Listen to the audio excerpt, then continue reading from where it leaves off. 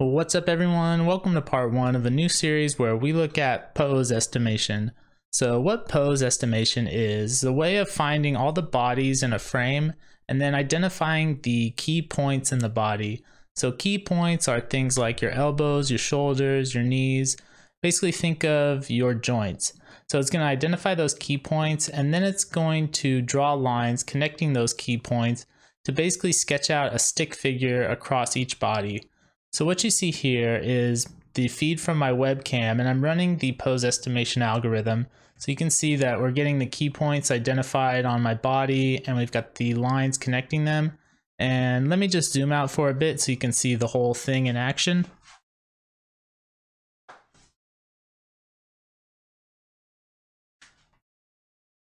So yeah, that's what pose estimation does. And in this video, what we're going to do is look at a library that does this for us. So I'm going to show you how to download, how to install, and how to get this running. So let's get started.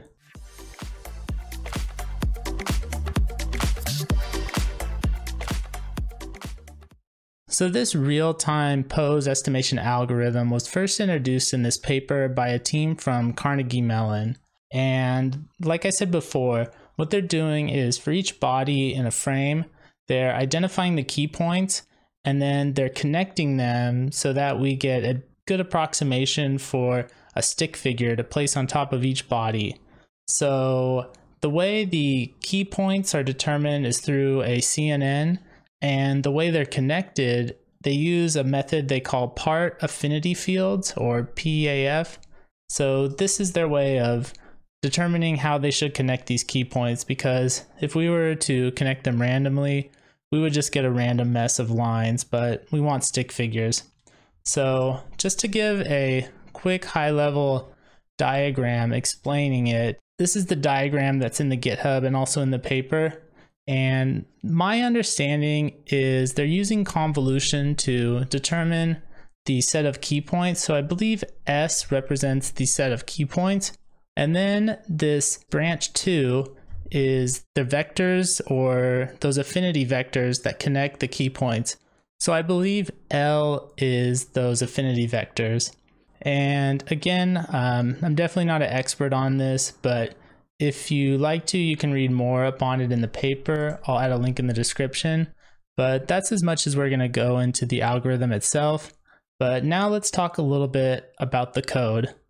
So this team from Carnegie Mellon has also posted their algorithm to a GitHub repo, and you can see it here. So their original implementation was using Caffe, which is another deep learning framework.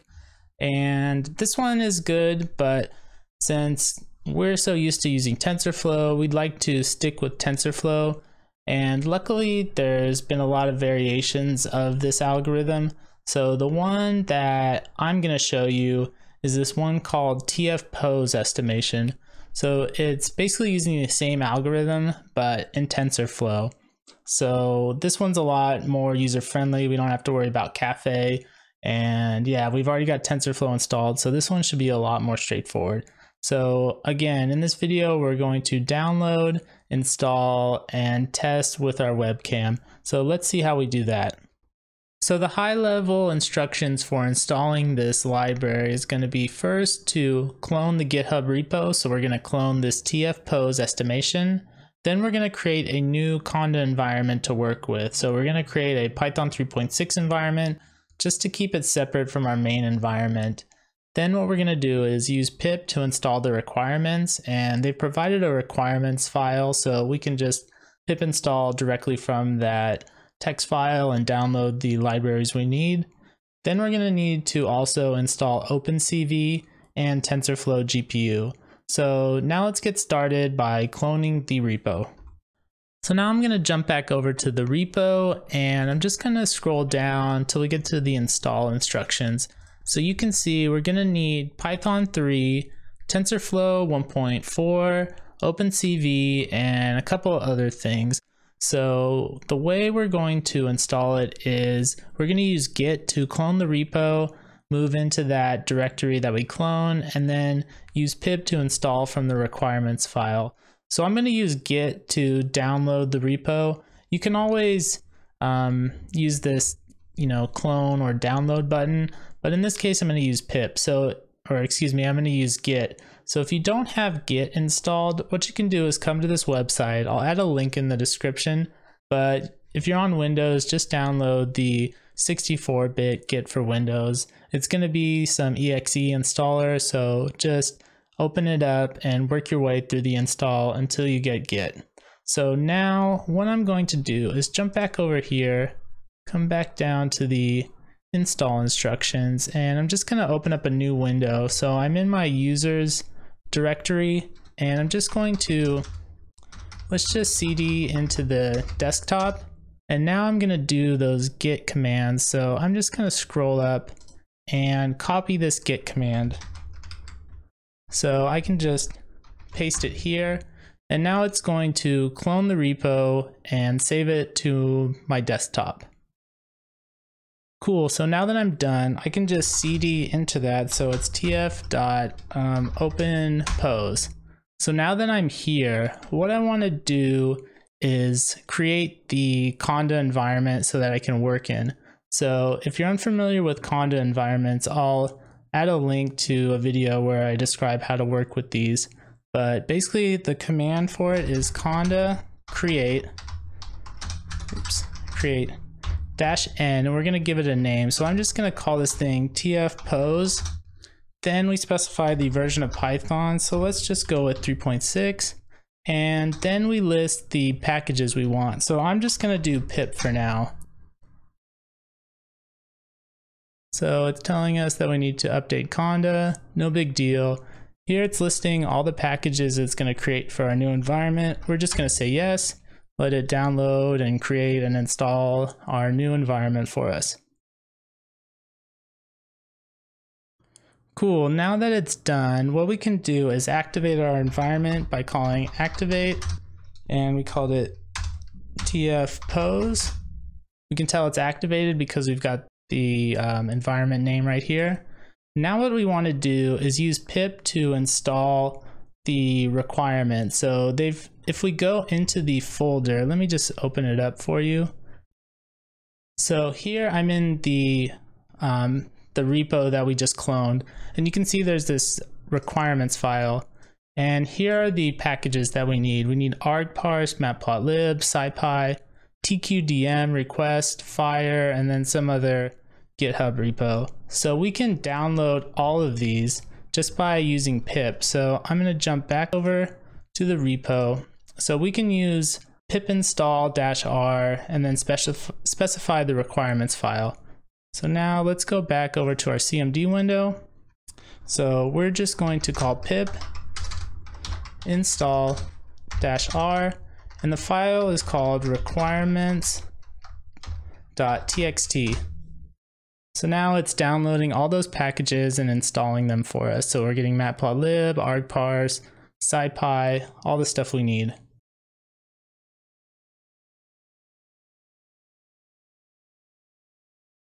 Cool, now that's done, we need to install openCV and TensorFlow. So in order to install TensorFlow, I'm just going to come to the TensorFlow website. Then I'm going to come to install, and we're going to install for Windows. And if we scroll down a bit, you'll see for Anaconda, they have this pip install command. So we want to install TensorFlow GPU. So one note, I'm running this pip command because I already have the CUDA toolkit installed, and I have cuDNN installed, and my GPU graphics card driver has been updated, and I have a sufficient graphics card that can run the CUDA toolkit.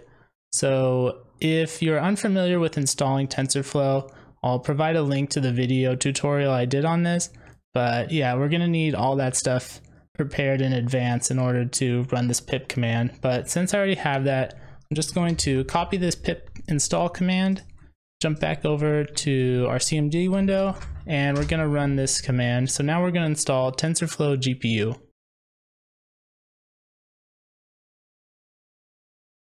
Cool, now that TensorFlow is all installed, all we have to do is install openCV. So for openCV, I highly recommend using this website. It's this website called the Unofficial Windows Binaries for Python Extension Packages. Basically, it's a whole bunch of wheel files for pretty much any package you can think of.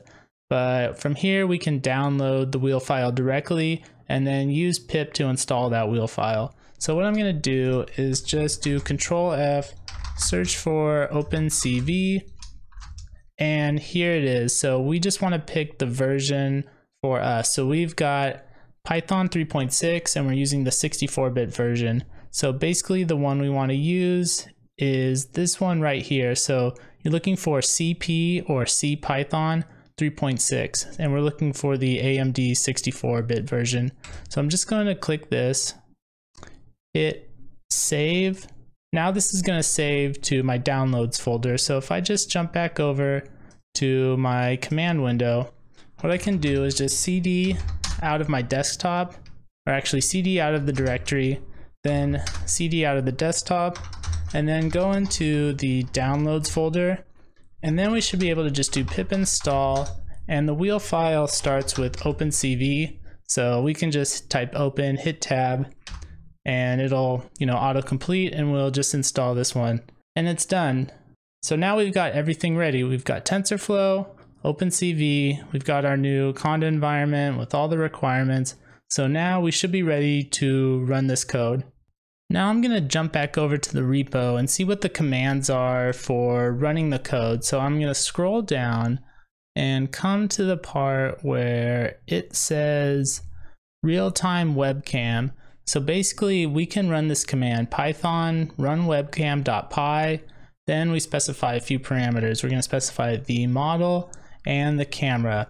So real quick, I'm just going to pull up the GitHub repo that I cloned. So I'm looking for this run webcam.py. So if I go into the source folder, you can see here it is, run webcam.py.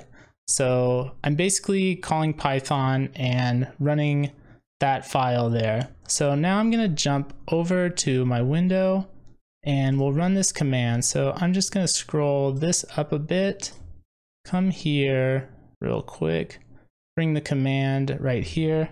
And yeah, let's jump back over to the window.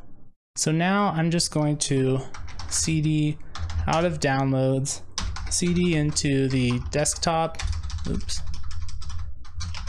desktop, cd into tf, open pose. And now from here, I'm going to call Python. And since that folder, or since that Python file is in that source folder, I'm just going to call src/run_webcam.py. Then we specify the model.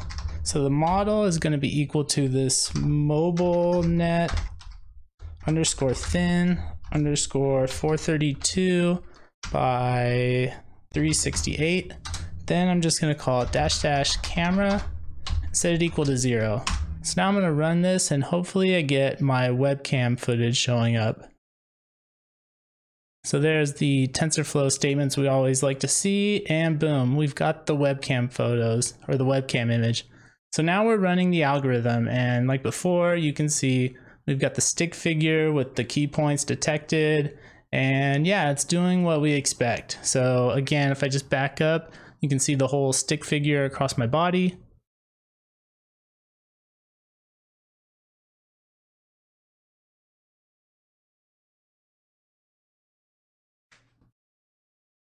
So yeah, this is it. This is how we get everything set up. So I think I'm going to call it quits for this video. In the next one, we're going to build more on this. So my idea is to take these key points and maybe try and train a model to, say, detect poses. So if I do some sort of pose, it'll say, oh, I know what that pose is. And yeah, that's one idea. Another idea is to maybe train a video game to detect poses, and then say we're playing a fighting game and it can detect our opponent's pose, and then we can say train it to figure out what's the best way to attack our opponent. I'm really not sure yet, but for now this is at least how to get set up and get the code running. So like always, if you've got any questions, leave a comment below. I'll do my best to answer and help you out. And if you guys like the video, leave it a like. And if you guys like the content you're seeing, then hit the subscribe button. So thanks everyone. I'll see you in the next one. Peace.